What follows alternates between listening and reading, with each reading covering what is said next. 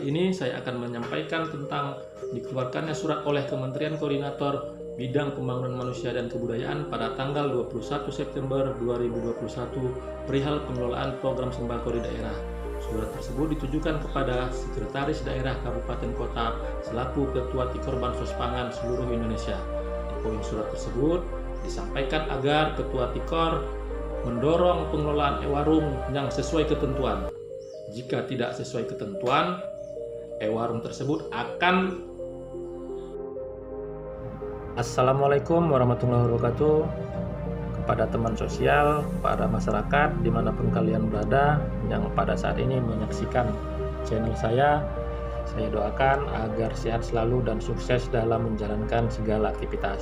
Sebelum saya lanjutkan, agar jangan lupa dan sudi kiranya untuk mensubscribe di tombol ini dan video ini untuk tidak di skip, dilihat, ditonton sampai selesai agar tidak menimbulkan kesimpangsiuran informasi dan tidak menjadi gagal paham. Baiklah, pada kali ini saya akan menyampaikan tentang surat tersebut yang mana merupakan peringatan keras bagi para e-warung yang selama hari ini sebagai penyalur program sembako di seluruh Indonesia, di mana e-warung ini adalah tempat para KPM program sembako melakukan perbelanjaan dengan cara menggesekkan kartu KKS ke mesin edisi e-warung yang sudah bekerja sama dengan bank penyalur yang ada di daerah seperti bank penyalur BRI, BNI, Mandiri maupun BTN. E-warung ini adalah e-warung yang sudah berjalan, mereka memiliki mesin. Melalui mesin edisi inilah para KPM berbelanja dengan diisi oleh Kementerian Sosial saldo setiap bulannya yang dibelanjakan oleh para KPM sesuai dengan bahan pangan yang memenuhi unsur protein, karbohidrat, sayuran mineral, dan nabati. Di e-warung ini dituntut untuk menyediakan bahan pangan tersebut dan tidak diperbolehkan memberikan atau menjual bahan pangan tersebut yang tidak sesuai dengan kriteria, yang tidak sesuai ketentuan kepada KPM dengan alasan apapun.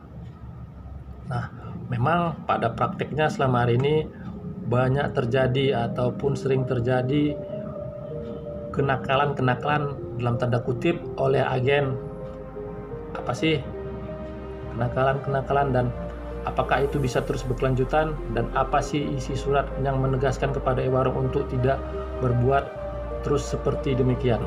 Nah, di surat tersebut disampaikan kepada Sekretaris Daerah Kabupaten Kota selaku Ketua Tikor Bansos Pangan untuk mendorong pengelolaan e-warung berjalan dengan baik, seperti membebaskan e-warung menentukan sendiri pemasok bahan pangan, tidak diintervensi pihak manapun dalam penentuan pemasok, termasuk tidak menetapkan daftar pemasok untuk e-warung dan harga bahan pangan. Jadi para e-warung bebas untuk berbelanja, mengisi bahan atau menyediakan stok untuk para KPM.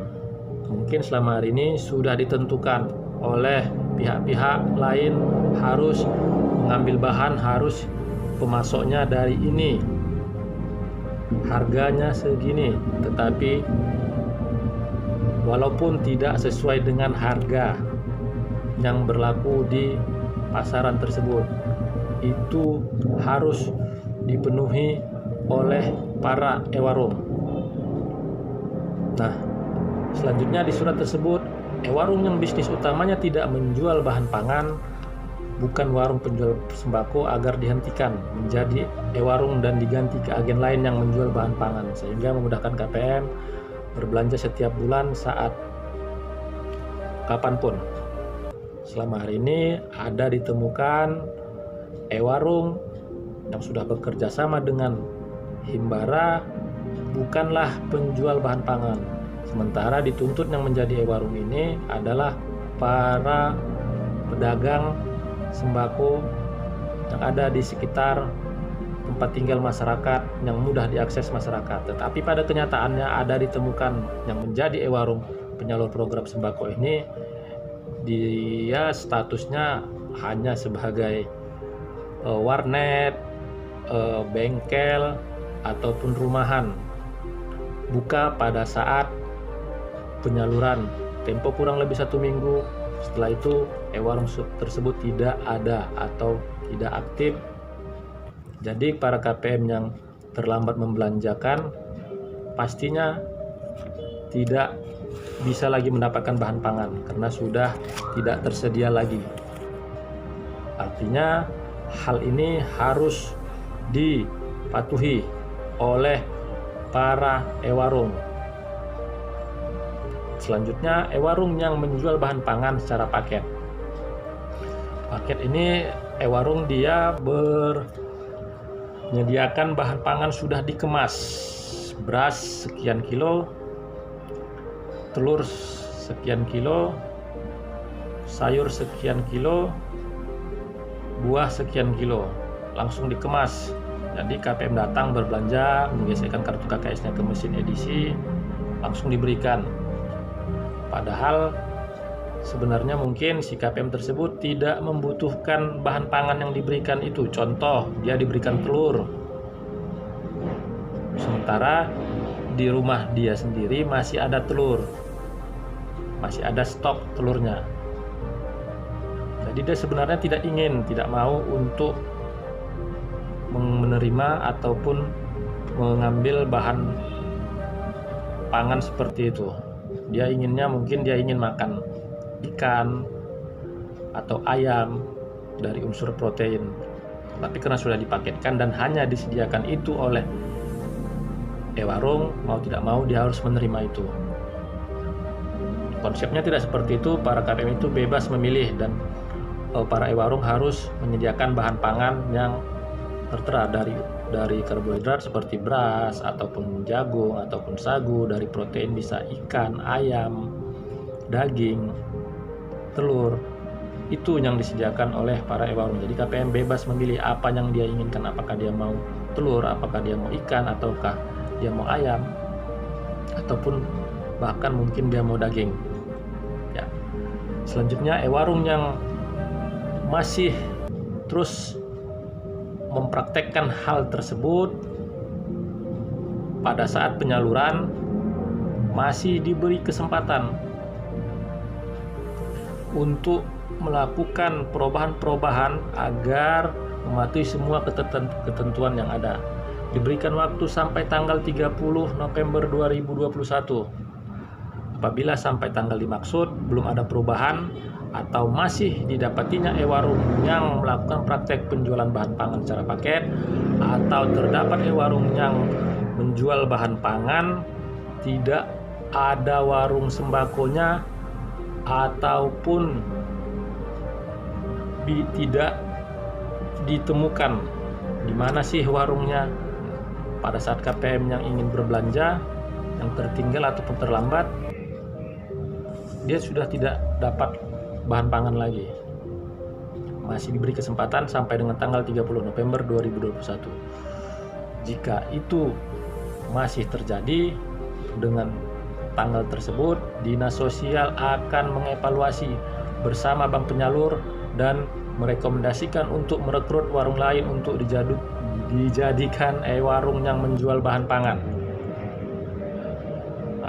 Jadi Dinas Sosial bersama dengan Himbara akan merekomendasikan menghentikan ataupun menutup warung tersebut dan merekrut warung lain yang memang sebagai pedagang sembako yang menjual bahan pangan, agar penyaluran dan pelaksanaan program sembako ini kepada KPM bisa berjalan sebagaimana mestinya dan bisa menciptakan kesejahteraan masyarakat, kesejahteraan KPM, dan meringankan beban hidup yang dialami para KPM pada saat ini di tengah situasi pandemi. Jadi ini peringatan keras kepada warung-warung yang sebelumnya melakukan praktek-praktek seperti itu. Ini sudah menjadi sebuah sorotan.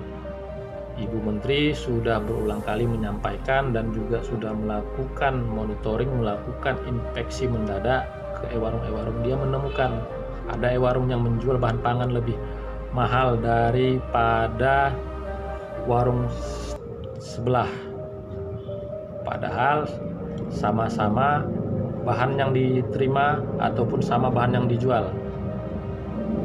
Dengan masyarakat berbeda, dengan KPM menjual lebih mahal.